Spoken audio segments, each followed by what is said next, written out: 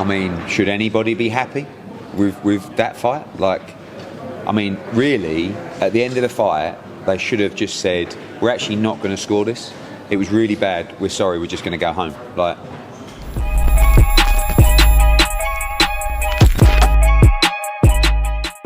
Pro boxing fans, here in Liverpool is fight week, Catterall versus Linares. Let's just talk about the main event. I spoke to Jorge Linares, looks younger than before, looks in good shape. For Jack, what does this mean? How much of a performance does he need to put in before he can look at world title? Look, I mean, I joke about Sam Jones doing my head in, and I like him a lot. He's a very good manager, but they are doing my head in for a big fight, and I have to deliver that. But what comes with that is the need of a big performance. And I think, we keep talking about the need to entertain, the need for that big performance, and that is what it can only be measured on. So if I'm Jack Catterall, I'm looking at two fights. It's the winner of Haney Prograis and it's the winner of Josh Taylor. But you have to put the performance in a fight like this to make everybody excited about that fight, which they are. Do you know what I mean? But I feel for him a little bit because I know Linares will give everything on Saturday. He's not a fighter that's coming over for a payday. He's not the fighter that just coming over saying, I'll just have one more and retire. What he's done is he's gone, I'm going to give this 16 weeks of everything, in 8 weeks with Salas or whatever he's done, and I'm going to win this fight, and I'm going to have a massive fight against whoever that might be, Ryan Garcia, the winner of Haney Prograis, Josh, I don't know. So, but Jack, if he's the fighter that we believe he is, has got to put that performance in. I believe he will on Saturday night, and then after that we can start talking about the massive fights. But coming off the back of last week, I think it's really sharpened the mind to what we need to do for the product, not just in the build-up and the promotion and across social, but the actual product in the ring, because that's where we've got the best chance, because boxing is, for me, the most exciting sport in the world. But we've got to get it right, and the fighters have got to perform. And I think it's just, like I said, just sharpen the mind to what we need to do. Just going off that, then, Carl Froch is saying this diabolical misfits is, and it probably needs to be stopped. But is there a place for it? I wish, but listen, I love Carl Froch like a brother, right? What is with all this? It needs to stop. Who has the right for it to stop? It's not taking any money out of boxing, right? It's not taking any opportunities away from fighters. Now, I was there. At 6 o'clock, the place was full. No one left their seat all night. My daughter went to me, this is the best night I've ever had. This is after the two main fights, all right? I'm sitting there as an old man going, this is absolutely dreadful. Like, the earlier fights were quite fun, but like the two main fights, but what a product. Like, there's this, we're strange people, us Brits, where it's like, disgrace. So why don't we look at ourselves and say, we need to do better, right? We need to be smarter. We need to sharpen the pencil. We need a better product. Because I tell you what will happen at the moment, as I said, no one in boxing is losing out to YouTube boxing.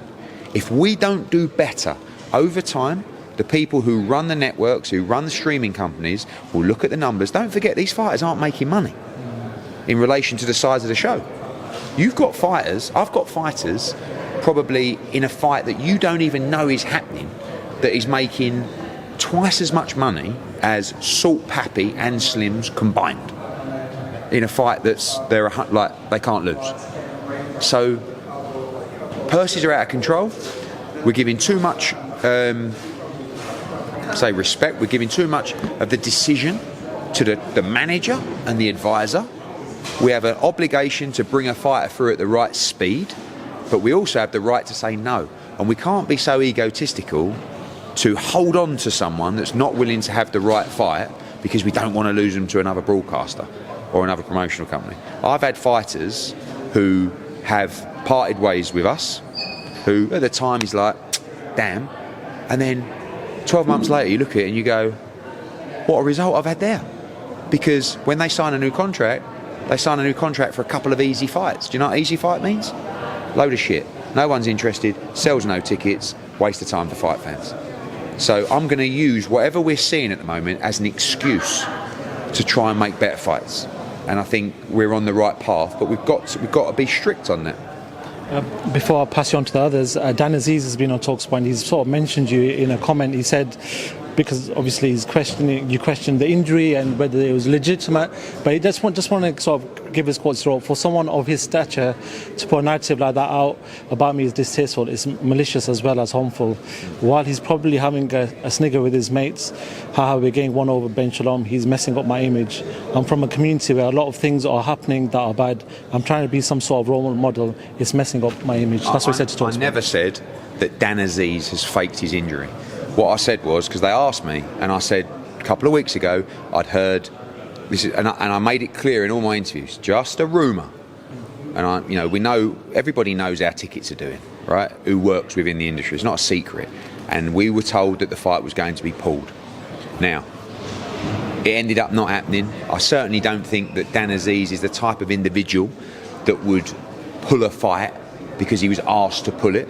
I do believe he's injured. So in that respect, again, you never hear me say, what I did say was, it's quite unusual for an injury like that to happen on fight week. Absolutely it is. On a Tuesday or a Wednesday of fight week, it's very unusual. Again, I don't believe that Dan Azeez is the kind of character that would pull out of a fight injured. So, yeah, I did an interview with you guys where I just said, I've heard the fight's not happening. They're going to pull the fight. Eventually it got pulled, but probably for a completely different reason. Who knows? In America, especially after the Showtime stuff, they're calling me Mystic Ed. But for Dan Azeez, proper fighter, old school fighter, and I'm sure he is injured. But we'll see how and when and if that fight gets rescheduled. Eddie, the rest of that card being moved to your call, but just sticking with kind of the O2 front. Obviously, you had Eubank Jr. Ben fall apart in fight week. How much kind of financially of a hit will that be for Boxer when you compare to? I know that obviously Eubank Ben was a larger fight, but I just mean the site itself. An absolute result for Boxer. Because what happens is, to educate, not being facetious, but you have a show that's losing an absolute fortune, right? And all of a sudden it doesn't happen. Then you have an undercard that costs virtually nothing in comparison, that you still get a rights fee for, not the same kind of rights fee, but you get an opportunity to get out of jail. I've been there before. There's a fight that you're doing your conkers on, sold a couple of thousand tickets, the fight's costing £1 million. It's a disaster, and it falls through. But you've still got to do the fight, so it doesn't really, I don't know how it's going to be rescheduled, but when you've got a massive fight that's making a load of money and it falls through, then it's a real kick in the nuts. Do you know what I mean? Especially when you have to suffer the costs. So it's messy for them. And by the way, they've done well to keep that fight on and make sure that the fighters can get paid. For us, obviously, I never celebrate it, but now all the focus is on Catterall and Linares over who you're going to watch, and but yeah, when you've got the numbers wrong on a show and it falls through, you do save yourself a fortune compared to the losses that you no longer suffer. Showtime leaving boxing, Eddie, that's been confirmed now. Just get your thoughts on that and the reports that they will somewhat have conversations with DAZN.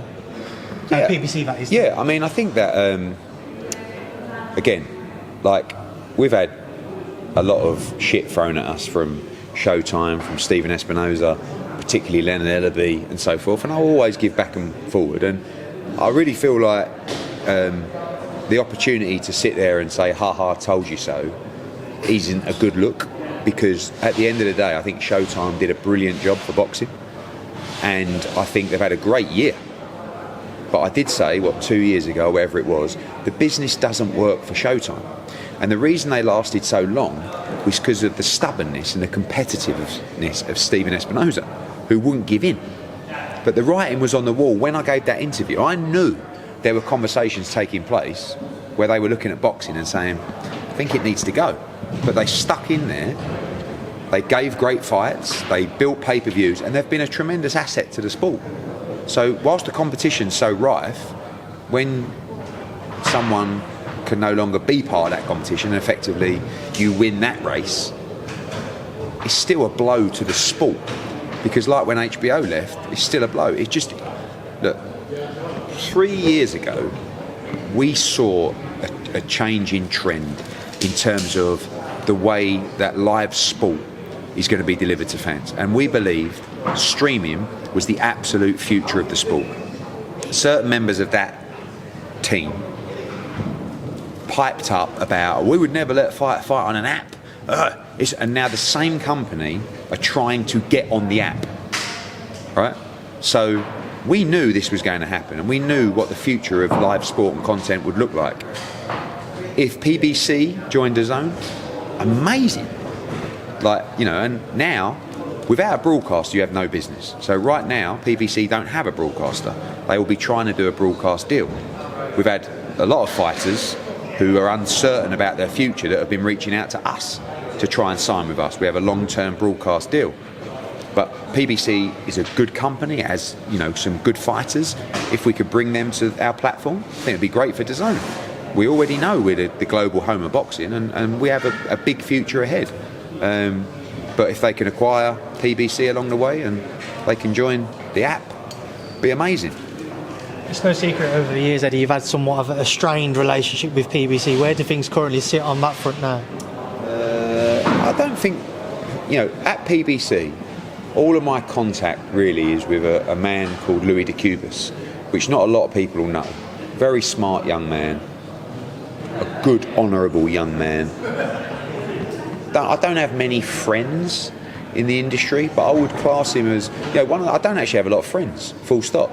You know, like friends that you actually speak to, like every day. Hello, mate, how you doing? I don't really have any of them. But what I do have is a lot of people that I class as friends that I know that whatever happens, our relationship won't change. And over 5 years, all of my dealings with PBC has been with Louis de Cubas. And every deal I've ever done with him, and he will tell you, has been absolutely delivered to a T, and vice versa. So when I need to make a fight with PBC, I do it with Louis de Cubas. I don't think I'm the favourite person outside of Louis to make fights with, and I hope that will change now, because we've got a lot of opportunities to do that. Again, I think they're a good company, I think they're very aggressive, I think they've made some great fights, but the business has to work all round. I'm sure they're not going to go anywhere, whether they go with DAZN or another broadcaster, but it's difficult being broadcast-less, platform-less, because you've got to go and do a deal, and without the deal, the company doesn't exist. Eubank Ben, Eddie, where do things stand? We've spoken to the board about staging the fight in the UK, and we Have will. you spoke to them about it taking place abroad as well? It's irrelevant for them. Yeah, it's irrelevant for them. We feel legally that at the moment, the fact that Conor Benn won that case and is no longer suspended, he should be cleared to fight in the UK. We haven't had a definitive answer, but there's a lot going on, and we'll continue those conversations with the board. We hope we can find a resolution to make a mega fight. Both Conor Benn and Anthony Joshua, who are two of our biggest clients, are both on me non-stop to fight ASAP. So we know that December 23 could be a date that someone could fight, but it could also be Usyk against Fury. I'm not sure whether that would be a 17-week training camp for Tyson Fury with a fight in the middle for a fight like that. But if the money's right, then quite possibly. So we're balancing a lot between potentially creeping into January for that fight, but we would like to go December 23. The site fees that we've been offered for some of those fights also want to see what happens on December 23rd, because you don't want to do a big fight and then someone else has got Usyk Fury going the same night. It devalues, well, both products, but both those guys desperate to fight ASAP. Eddie, want to get your thoughts on a couple of things. First of all, Frank Warren said in an interview, I've credited but it's escaped my mind, he said that Tyson Fury has now surpassed Canelo as the #1 face in the sport of boxing. Do you feel that he has a claim to that, given some of the promotion that's happening with this fight coming up with Ngannou and a potential fight with Usyk? I think as a personality, possibly. I think he's very funny, and I think he's a tremendous character. In terms of legacy, in terms of achievement in the sport, absolutely not. In terms of purses, consistently, no. But Tyson Fury is a huge star, huge star. And look, we all know what's going to happen next week, but it's still a massive event. The problem comes, and again, we saw this last Saturday, all the hype, all the build-up, all the promos, all the statues by the bridge, it comes down to the product. And when you sit down excited and invested, and you see a product that doesn't hold up, you feel let down, and you might just move away from something. So I hope that Ngannou can do something, but unfortunately it is going to be a little bit like Logan Paul against Dylan Dennis. KSI said in the aftermath of the fight, and this argument might hold a bit of water. If you're a professional boxer and you have a performance like that where it's close, maybe some people think that it was a robbery in terms of KSI who should have won the fight. But you shouldn't be happy with that way that you've won the fight. Should Tommy Fury be happy? Should there be a rematch if he's a professional boxer as it's claimed? I mean, should anybody be happy with that fight? Like, I mean, really, at the end of the fight, they should have just said, we're actually not going to score this. It was really bad. We're sorry. We're just going to go home. Like, I mean, I actually thought sitting there that KSI edged the fight. Like, after 2 rounds, I thought he won both rounds, and one round was a 10-8.